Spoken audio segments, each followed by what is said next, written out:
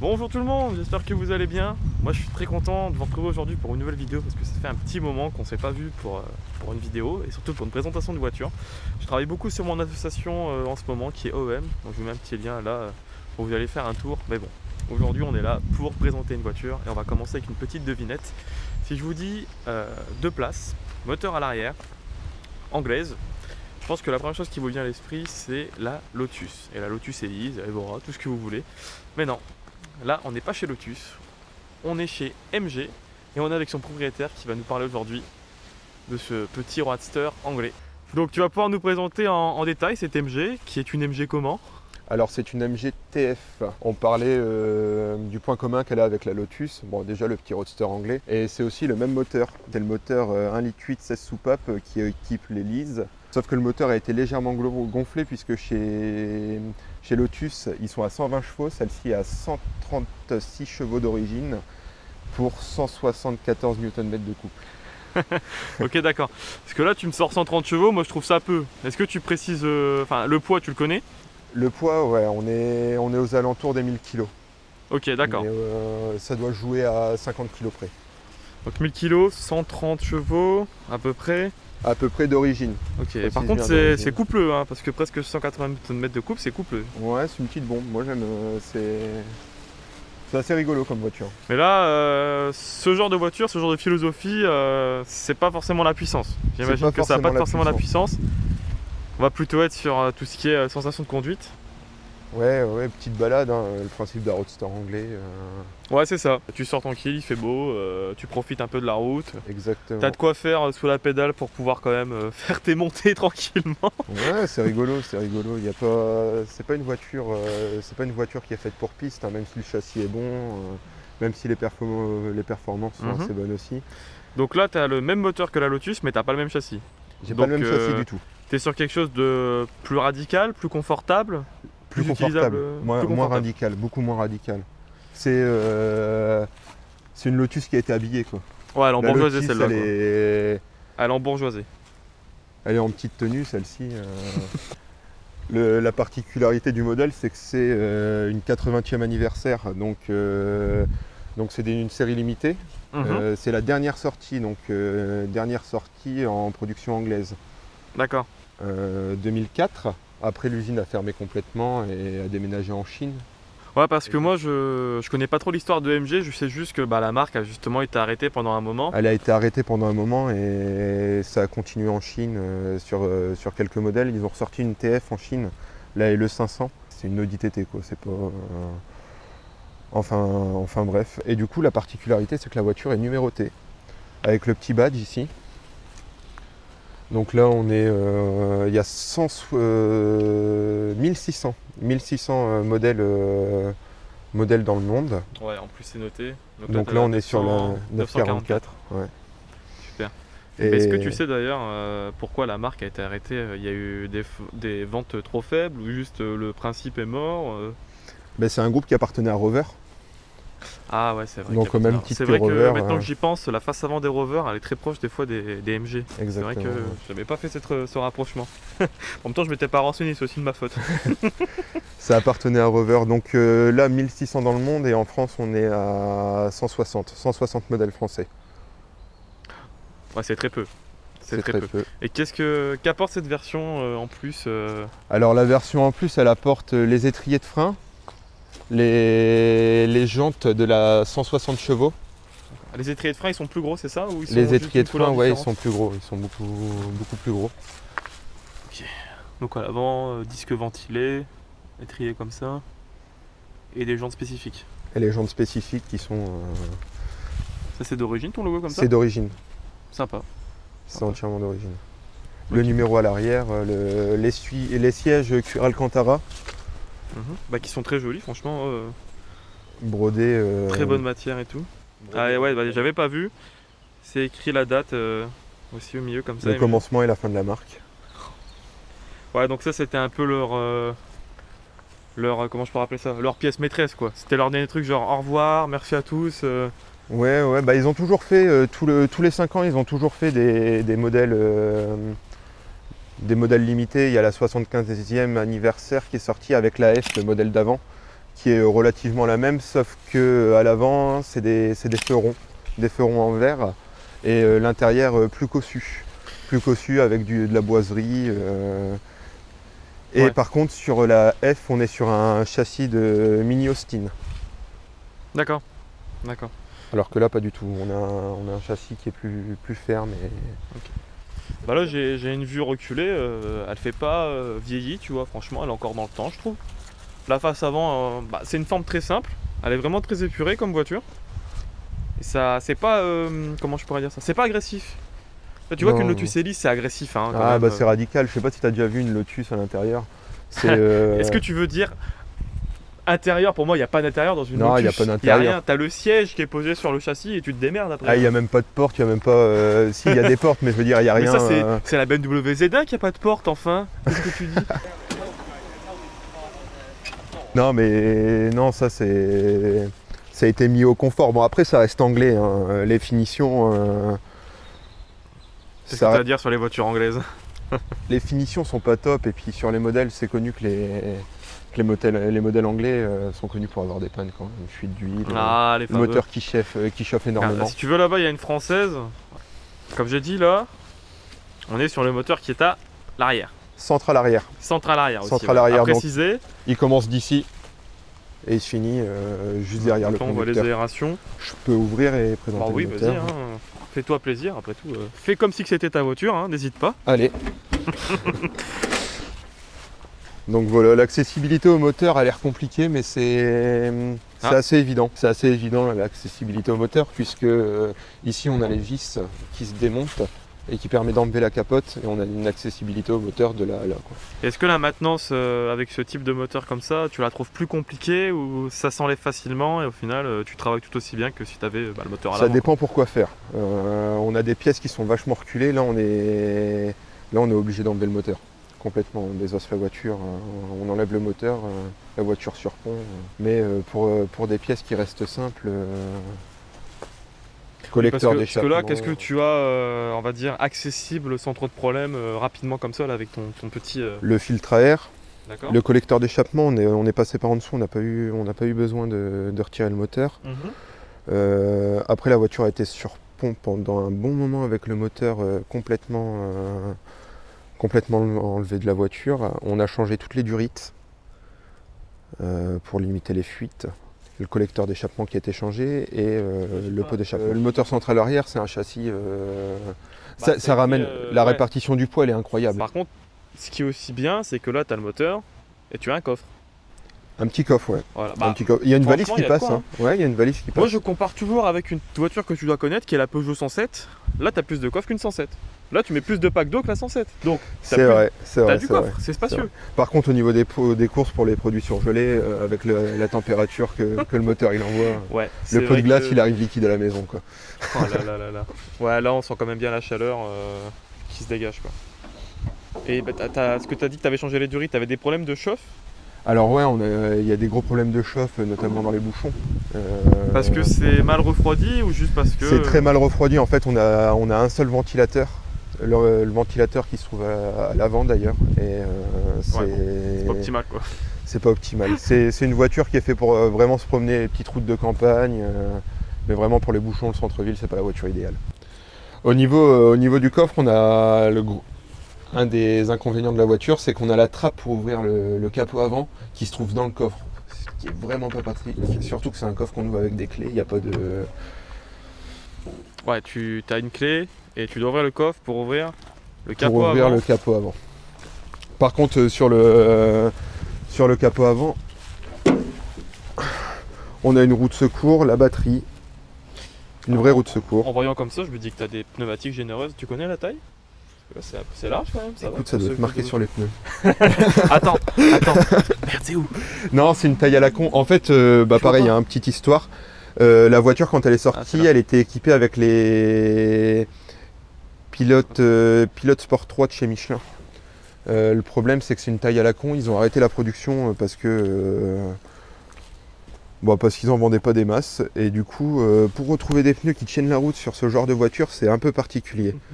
Mais à l'arrière, ils sont plus larges et c'est la taille arrière qui est difficile à trouver. Bah souvent c'est comme ça sur les Roadster avec moteur à l'arrière, mais c'est vrai que comme sur la MR2 par exemple, sur la phase 2, t'as du 16 pouces à l'avant et du 15 16 pouces à l'arrière et du 15 à l'avant, si je ne dis pas de bêtises. C'est du 215-40-16.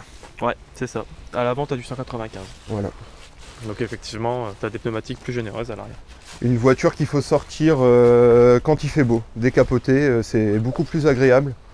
Déjà parce que tout le poids est à l'arrière. Quand il pleut, ça devient très glissant. Très glissant. Pas d'ABS, pas d'anti-patinage. Ah oui, donc t'es vraiment comme la Lotus Elise, quoi. Ouais, sur ça, ils se sont pas embêtés. Hein. Ils ont mis les sièges, le volant. Bah, ce qui est bien avec ce genre de petite voiture, c'est que moi je fais le tour rapidement. J'ai envie de te dire. Là, je ne sais pas quoi dire de plus sur l'extérieur. À part qu'effectivement, elle fait très anglais. T'as des aérations à l'avant là dans le pare-choc. Ouais. Et la particularité de la voiture, c'est que la prise d'air, donc pour le filtre à air, elle se prend ici. Sur un seul côté du coup. Sur un seul côté. Et l'autre côté, il est factice ou c'est un Il est vrai, factice. Il est factice. Ok, ah bah je la vois. Bon ouais, attends, je vais essayer de montrer à la caméra. Voilà, donc je pense que vous avez un bon aperçu sur l'entrée d'air. Très sympathique. J'aime bien son charme en fait. Franchement, tu vois que c'est une voiture de charme. Au niveau des modifications, ce qui a été fait dessus, donc c'est le filtre à air qui a été changé, les durites, c'est un. Et la grosse pièce surtout, c'est le pot d'échappement. Ouais. Est-ce que tu peux nous en dire un peu plus sur ton pot d'échappement? Parce ouais, que moi je fais l'histoire, les abonnés non. Alors le pot d'échappement, on a joué sur le fait que c'est compatible avec les pièces de la Lotus Elise. Donc c'est ni plus ni moins qu'un pot d'échappement de Lotus Elise Cup. Donc les Lotus Elise de circuit. Bah, on va vous faire écouter après, mais ça porte bien son nom, le Cup quoi. Ça porte bien son nom. Attends, j'avais pas remarqué sur ta plaque que tu avais les logos MG. Ouais, ça a été rajouté. Sympa ça. Et là avec le 135, donc la motorisation et le 80e anniversaire, l'édition de la voiture. Alors on peut voir un peu la. Ça s'écrit quoi en fait? J'arrive pas à lire avec. T'as une petite plaque, tu vois, de signature en fait. Et là t'as un Winstop, c'est ça? Alors ouais, ça c'est pareil. On peut rajouter derrière les sièges une petite butée en métal, mais c'est pas terrible, donc ça va s'enlever quoi. Ça va être changé. À 130, ça fait pas un peu, ça va le dingue pas un petit peu partout là, parce que vu comment on le bouge à la main facilement, ça tient? Non, en fait c'est quand t'as la capote, tu le rabats. D'accord. Quand t'as la capote, tu le rabats complètement. Donc là, on n'a pas précisé, mais c'est un peu évident, c'était en capote manuelle quoi. En capote manuelle, ce qui est beaucoup plus simple qu'une capote électrique. Hein. On a juste deux. Ouais, et après c'est aussi plus rapide quand t'as l'habitude de. Ah, puis même en roulant, tu les fais comme ça, tu balances ta capote en arrière. T'as déjà remis la capote à plus de 50 km? Ouais, ça peut arriver. Ouais. Alors remis non, parce que là il faut quand même sortir de la voiture. Mais l'enlever, ouais. Bon, on va passer un petit peu plus de temps sur l'intérieur. Une association de couleurs noir-rouge. Hein. Voilà, là on retrouve une plaque avec écrit MG sur le côté. Des beaux sièges en cuir Alcantara comme tu dis. Souvent les problèmes aussi dans ces voitures en fait, c'est que tu n'as pas beaucoup de rangement intérieur. Pas beaucoup de place pour mettre tes objets, tout ça. Donc là effectivement dans la portière, bon, faut pas être trop... voilà. On a juste un petit emplacement ici quoi. Oh la boîte à gants. La boîte à gants. La boîte à gants, la boîte à gants dedans non plus. Attends. Bon, ça va quand même. Hein. Ouais, c'est plus un. On peut mettre le livret. Après, c'est pas un kangou. Ouais. Et là, bon, on retrouve un détail que j'aime beaucoup, c'est en fait, t'as carrément le logo MG qui est dans le tableau de bord. Ouais. Après, comme je disais, hein, les finitions anglaises, c'est beaucoup de plastique. Beaucoup de plastique. Le boîtier de clim qui est complètement apparent au niveau des pieds. C'est vraiment dommage, c'est que ça gâche un peu tout le truc, quoi. Et même, en fait, ça te gâche l'expérience. Toi qui es là, regarde, je suis bloqué, hein. Ouais. Je suis bloqué. Bon, ils ont quand même pensé à rajouter une lumière. Après, on est sur du fonctionnel. Hein. Là, on a un rangement central. Voilà. Ah, avec 3 porte-gobelets, généreux. Voilà. Et le vide-poche. T'as encore un rangement ici? Ouais. Tu l'ouvres comment sur le côté? Non, ici. Parce que des fois, sur les MX5, ils sont sur le côté, donc je préfère demander. D'accord. Cendrier. Après, t'as ton tableau de bord avec tes commandes. Tableau de bord, ouais. Avec la boîte qui tourne un peu. qui tourne un peu, mais c'est Ah, pas en le fait, c'est le c'est pas le motif pommeau passe comme d'origine, ça c'est le pommeau de toutes les MGTF. D'accord. Mais sur la 80e anniversaire, il y avait un autre pommeau avec le dessus en alu et le contour en cuir, mais il est introuvable. Ça doit coûter cher aussi si tu le trouves. Bah en fait, faut le trouver déjà avant de le payer. Donc là, ils t'ont mis température d'huile et une horloge. Et une horloge. Ok. T'as que ça en termes de manomètre, t'as rien d'autre. Ils t'ont mis juste température d'huile. Non, et rien d'autre du tout. On a rajouté un petit thermomètre là pour. Ce qui fait froid, il fait froid, c'est bon. Il fait froid, c'est ça. Et là, alors là, Et voilà. Ça c'est la grande classe. ça c'est vraiment. Les très pièges à pratique. souris. C'est que, voilà. Les pièges à souris. Mais vraiment, c'est. Je sais pas quoi penser de ça. À la fois, ça me fait rire et ça me désole, tu vois. Genre. Il faut pas y penser. Bon, bah, franchement, un intérieur très sommaire, mais écoute, efficace. Hein. De toute façon, qu'est-ce que tu voudrais mettre de plus? T'es déjà 10 fois plus embourgeoisé qu'une Lotus Elise. J'aimerais bien, c'est avoir un petit peu moins de plastique. Après, c'est Ouais. c'est vraiment. Parce qu'on est sur du plastique, tu vois. Ouais, c'est du plastique un peu dégueu, quoi. On va pas se mentir. Par exemple, sur la série d'avant, la Ouais, F, ça, c'est pas ouf. Hein. donc qui était plus petite. L'intérieur est vraiment plus cossu. C'est de la boiserie au vais niveau essayer des de- portières. C'est Je vais essayer de trouver des photos pour alimenter dans la vidéo. Parce qu'une image, ça vaut toujours mieux que des mots, tu vois. niveau accessibilité, c'est une voiture qui a été à la fois bien pensée et mal pensée. Ça a été pensé pour avoir l'optimisation de conduite la plus agréable, mais pour changer une pièce, c'est vraiment n'importe quoi. Même au niveau des phares à l'avant, là, on a changé les phares qui étaient complètement grisés. On a dû démonter entièrement le pare-choc. Ah ouais. Ok. Pourtant, attends, je vais là. Quand tu regardes, ça se voit pas Parce que forcément. ouais, quand mais- tu regardes comme ça, tu te dis bon, deux vis à l'arrière et le phare il est sorti. Hein. C'est ça, mais pas vraiment en fait. Mais ils ont prévu ils ont dû mettre un bout de plastique en bas, puis t'as été bloqué quoi. C'est un petit peu plus compliqué que ça. Attendez, je vais vous expliquer toute l'histoire. Oh, ok. Donc en fait, il y a des vis qui sont prises dans le pare-choc sur le phare en fait. Tu vois, le phare il est tenu au pare-choc. Mhm. Donc tu dois enlever complètement le pare-choc pour changer les phares. En plus, du coup, tu t'es tapé des phares en plastique qui ont jauni quoi. Donc, Ouais. Ils ont pas jauni en fait, ils ont complètement grisé. Écoute, je pense qu'on a fait le tour. L'avantage c'est que c'est pas une grande voiture, on fait vite le tour. Non, mais je trouve que c'est une possibilité que beaucoup de gens oublient. En fait, cette voiture est oubliée. C'est une grande concurrente de la MX-5. Ouais, sauf que regarde, les gens se ruent sur la MX-5 et combien ils payent ça? D'ailleurs, combien tu l'as acheté toi? Combien tu. À l'époque, on ça l'avait coûte payé au moins vent de. Alors, elle vient de Belgique, mais on l'avait acheté moins de 3 000 euros. Moins de 4 000 euros, pardon. Moins de 4 000 euros et la cote monte de plus en plus. Et aujourd'hui, on est sur les tarifs d'une MX-5, pas de la même année, mais un peu avant. Ouais, en plus, t'as dit concurrente de la MX-5, mais il y a un truc qui change tout, c'est que t'as le moteur qui est à l'arrière, toi. Hein. Ouais. Voilà, et rien que ça change totalement la façon dont la voiture. Le petit roadster de place, ça reste. Ouais, voilà. Et on a le petit certificat d'authenticité avec le numéro de la voiture. Très sympathique. Ça, c'est des documents qui sont tellement rares. Là, il y a les options sur la 80e anniversaire, hein, donc les branchements. Là, c'est vraiment. Là, c'est de l'anglaise pure et dure, là. Le vert comme ça. Ouais, elle est sortie en 3 couleurs, en grise, en verte et en noir comme celle-ci. Je me demande combien ça coûtait ça à l'époque en prix neuf. 25 000 livres.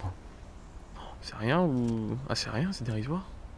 Pas sur la 80e anniversaire, mais La version je de base. sais que de base on était à peu près à 25 000 livres. Attends, mais c'est rien du tout, hein. C'est rien du tout. Voilà, pour 25 000 livres, tu pouvais aller repartir avec ton petit roadster pour les week-ends. En 120 chevaux, je crois, à l'époque. Bon, bah écoute, on a fait le tour. On a tout vu. Il Je reste le propose plus que- agréable maintenant. On regarde sur la route ce que ça vaut. Hein. T'es chaud? Allez!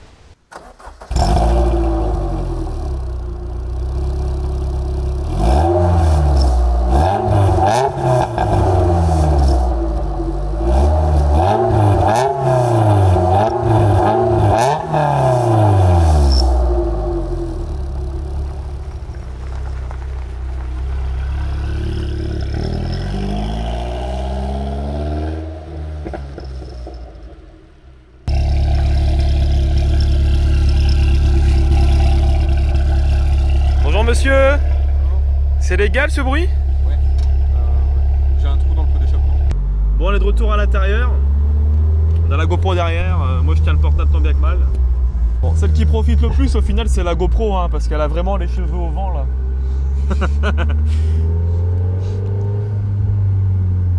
Bon, j'espère que vous allez bien entendre les retours. Ah, elle est vraiment généreuse sur les retours. Hein. Joseph, c'est toi le pilote. C'est ton moment. Donc, vas-y. Je sais pas caler. On teste le confort? Ouais. Allez, on teste le confort.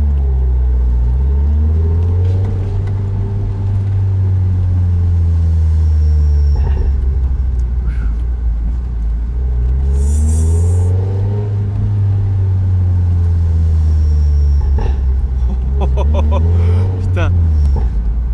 Sérieux quoi. Elle te fait de ses proutes des bons gros claques. Ouais, c'est le pot d'échappement. Ouais. Tu me dis. Tu fais le GPS. À gauche. À gauche. À gauche. À gauche. À gauche toute. Oula, il y a un bouchon non? Ouais. Bon bah à droite. À droite. Est-ce que c'est une voiture que tu conduis au quotidien? Ou que tu la conduises au quotidien? Va à gauche là. Non, je la conduis pas du tout au quotidien parce que. C'est autour du week-end? Tout à l'heure, c'est le week-end quand il fait beau. C'est vraiment. Quand le temps est humide, quand la route est grasse, c'est vraiment dangereux limite de la conduire. Oh! C'est pas mal ça. Petite GT turbo. En face, c'est pas mal. Bon, je peux pas vous la montrer là, mais il y a une petite GT turbo blanche. Voilà. Mais est-ce que tu peux l'utiliser au quotidien sans trop de contraintes? Fais plus de proutes que lui. Au quotidien, ouais, mais faut vraiment pas, faut vraiment éviter de la sortir quand il pleut et quand la route est grasse. D'accord. Bon. Ou alors faut être hyper vigilant. Parce que là, de ce que tu me dis, ça doit vraiment être dangereux quoi. Je commence à te croire. Hein. Non, ça glisse vraiment. Ok. Et c'est les pneumatiques ou c'est juste la philosophie de la voiture qui fait que. Pas d'ABS, pas d'anti-patinage, le moteur central arrière, ouais. Tout le poids est sur l'arrière, une accélération en sortie de rond-point sur route humide et c'est le drame. Niveau consommation, t'es à combien sur ce modèle? Un petit peu plus de 7 litres. Ça va, c'est raisonnable. Pour un réservoir, tu m'as dit de 50 litres. C'est ça. Ah, franchement, il y a de quoi faire. Bah, tu peux facilement partir en vacances avec. Hein. Bon, ouais, mais après, au niveau du chargement, faut pas être très. Bon, on met une grande valise quand même dans le coffre. Hein, ouais. Mais le problème, c'est que si tu pars en vacances, prévois ton itinéraire parce qu'à 130 sur la route en moins de 5, au-dessus des 3500. Ça fait un peu de bruit. Ouais, tu sors de la voiture, t'es sourd. Bon, après, c'est parce que t'as la ligne qui va avec, hein, mais d'origine, ça doit pas non plus être très bruyant. Non, d'origine, c'est pas. Mais vu que t'as une capote, c'est pas isolé, quoi, forcément. Ah, le bruit est pas pareil décapoté qu'avec la capote. Mais ça sonorise bien. Ok. Est-ce qu'au final, ce genre de voiture, c'est plutôt fun ou plutôt appréciable? Tu vois ce que je veux dire? Genre, t'as plus envie de conduire tranquille ou t'as plus envie de te faire un petit moment, t'accélères fort, tu prends une suite de virages, tu t'amuses et tu te calmes? T'as envie de rouler tranquille en fait. C'est vraiment pour se promener, c'est vraiment une voiture plaisir en fait. Ok. Ouais, elle te pousse pas à aller forcément vite, elle te pousse vraiment à la conduire tranquillement quoi. Elle sait le faire mais c'est pas sa qualité. Ouais, c'est sa grande sœur la Lotus Elise qui va le faire ça. C'est ça. Oh compilation de pop, moi je te le fais. À l'oreille c'est très appréciable comme bruit, hein. C'est vraiment mélodieux. Et là on l'a tellement proche de nous, le moteur il est à moins d'un mètre. Il est à moins d'un mètre. Ton dos il est posé dessus en fait. Trop bien. Ah regarde à droite. T'as vu? Une autre TF, ouais, comme par hasard. Et franchement aujourd'hui on croise absolument tout. Ah ça sent tellement l'essence là. Ouais, c'est parce que j'ai une fuite ça. Ah, ouais, ah d'accord.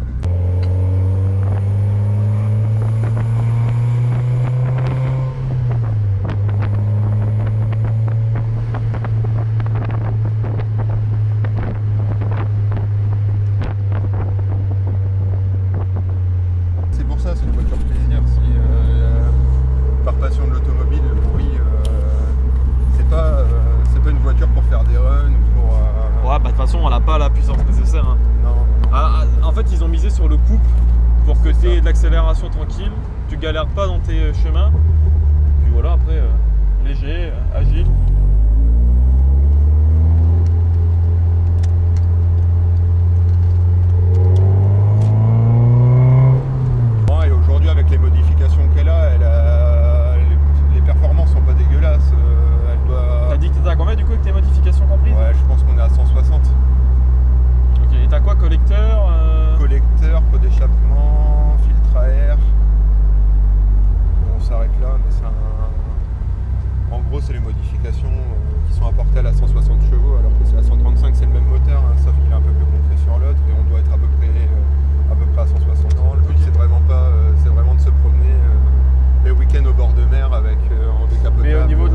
conduite. Je veux dire, ça se conduit bien, t'as pas comment dire, de difficulté à tourner le volant, t'as pas des problèmes dans la boîte, l'embrayage il est doux, enfin tu vois ce que je veux dire, ce ressenti-là de facilité à amener la voiture d'un point A à un point B quoi. Non, mais le gros avantage qu'elle a, c'est pareil, comme le poids est à l'arrière, les roues à l'avant, on a une aide. Ouais, c'est incisif quoi. Assistée, mais comme elle est légère de l'avant, la précision, quand tu tournes, tu sais directement où la voiture va aller sur la route. Ok. C'est très souple de conduite et non, c'est un plaisir. Bah, ça se voit qu'ils l'ont vraiment pensé comme un roadster anglais quoi. Hein. C'est ça. Et différentes motorisations. Le 135 chevaux est pas mal, le 160 est légèrement un peu plus sportif, ce qui est logique. Mais t'as aussi du 110 chevaux, du 120 chevaux. Ah, t'as vraiment eu pas mal de motorisation dessus? Ah ouais, ils ont sorti une large gamme. T'as même un moteur plus petit en 1,6 litre. Donc la plus haute version c'est la Cup. Sur la TF c'est la 160 la plus haute version. D'accord. Vas-y, va à droite.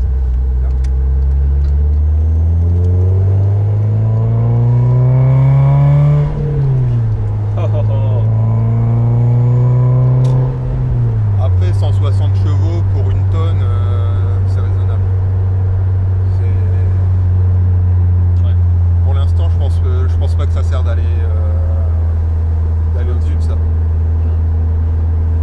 Puis c'est une voiture qui est coupleuse, ça envoie directement.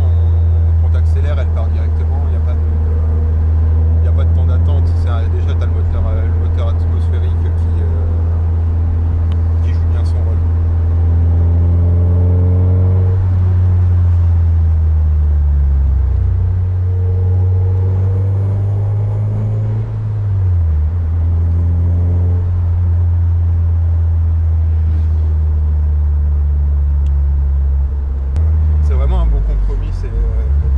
Équilibré. Plaisir, ouais.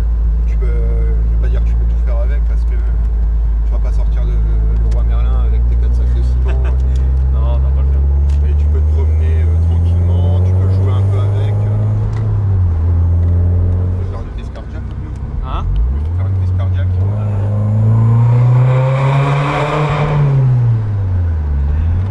Allez, c'est la GoPro qui prend la relève.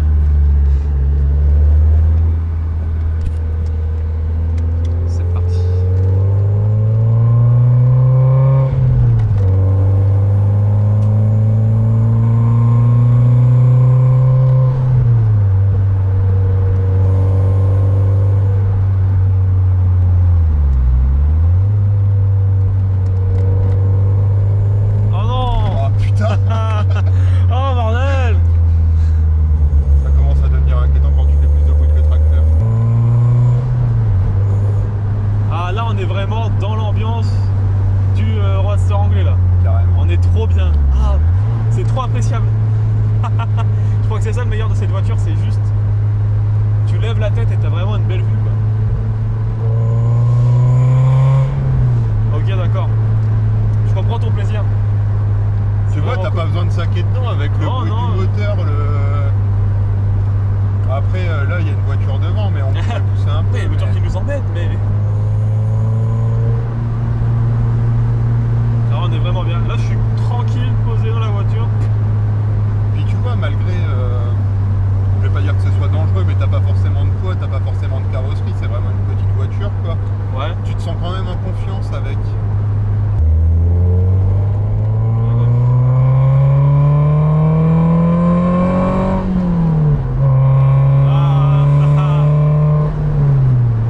C'est tellement mélodieux, c'est incroyable pour un 4 cylindres d'avoir une si belle mélodie je trouve. Bah ouais, mais c'est la ligne, hein, elle est hyper courte. C'est vraiment, je pense, une voiture que, enfin pas celle-ci spécialement, mais un type de voiture qu'il faut posséder. En plus, tu vois, je sais pas, d'une sportive, d'une caisse à balade, celle-là, il faut posséder un roadster ou une décapotable au minimum parce que c'est vraiment une philosophie très différente et très appréciable. Ouais. C'est une blague ou quoi? Et encore une MG. La voiture la plus vendue de France.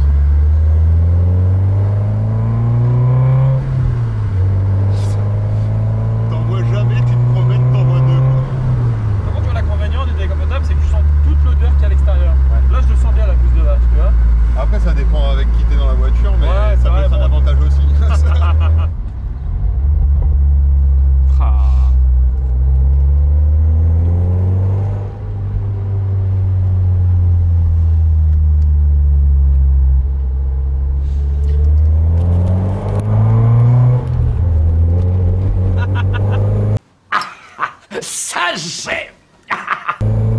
C'est trop fun. Bon, tu vois, moi ce qui me gêne, ce qui me gêne pas dans la tienne, c'est qu'en fait il y a certains cabriolets où le pare-brise il est vraiment très grand. Et du coup en fait tu profites pas parce que le pare-brise il arrive vraiment au-dessus de ta tête, tu vois. Par exemple, c'est une 308 coupé cabriolet, ouais. C'est mort. Mais Et là, ça confort. c'est vraiment, il prend pas trop de place, t'es proche de la route, t'es à l'extérieur qui est vraiment proche, tu te sens vraiment ouvert sur l'extérieur. Mais Je trouve que ça fait toute la différence. ce que j'aime bien, c'est que t'as l'impression d'avoir un compromis entre la voiture ancienne et la sportive. Ouais. C'est vrai que là, on n'a pas trop d'inconvénients. En même temps, les sensations sont présentes comme dans les anciennes, tu vois. Et tu vois, c'est une route à 90, tu roules à 90, mais t'as une sensation quand même. J'ai dit que c'était proche d'une MX-5, mais pour avoir monté dedans, je trouve vraiment que c'est pas la même philosophie au final. Hein. C'est Non, là que t'es ouais. plus dans une optique de. Tu roules tranquille. Une MX-5, c'est déjà plus énervé, j'ai l'impression. Parce que t'as moins de puissance après. T'as moins de courbe, donc tu vas plus chercher ton truc. Le moteur à l'avant, ça fait une répartition des masses, tu la sens, moi je le sens. Hein. Ouais, bah oui. Que Ouais, là, en c'est fait, clair. tu te fais. Franchement, là, tu te fais balader au sens propre du terme. La voiture, elle se fait guider, t'es tranquille, tu te fais t'as rien à faire. Tu traces ta route et tu profites. Ah! Melon.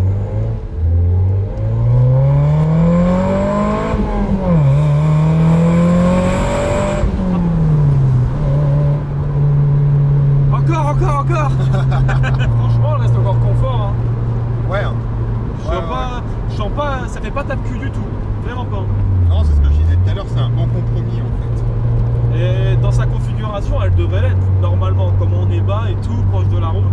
Mais elle est pas tape-cul. Donc c'est Il y a vraiment des bien. suspensions spécifiques, je t'avais dit, c'est des suspensions hydra-gaz. Bah ouais, tu vois qu'ils ont travaillé sur vraiment une voiture confortable. Ouais, Sur une base qui ne l'était pas. c'est ça.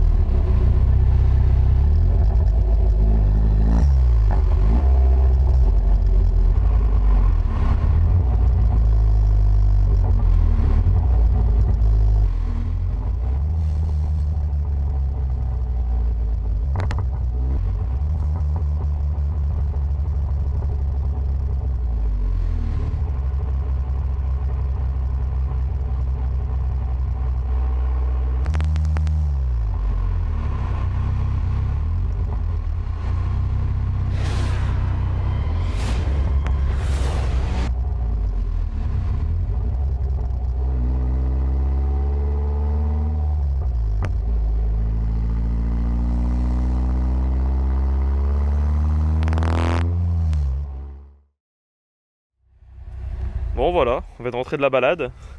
Il commence à faire noir parce qu'on est en automne. Mais bon, c'était une bonne balade, hein. Qu'est-ce que t'en penses? Ouais, super.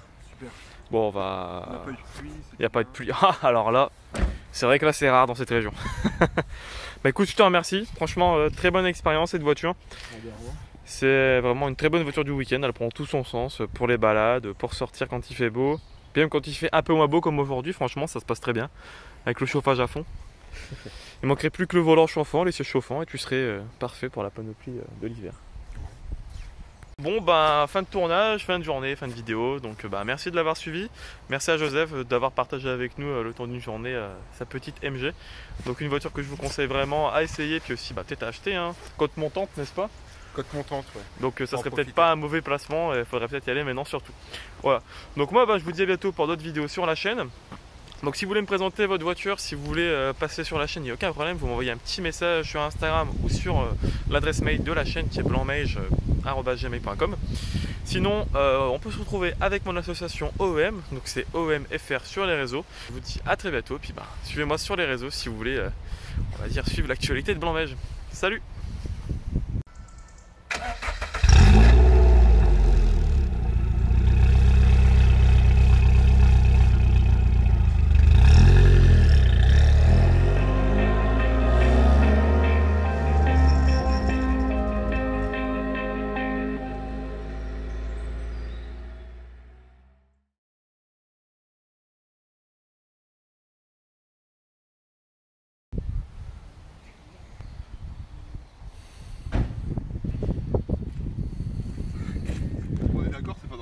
comme ça.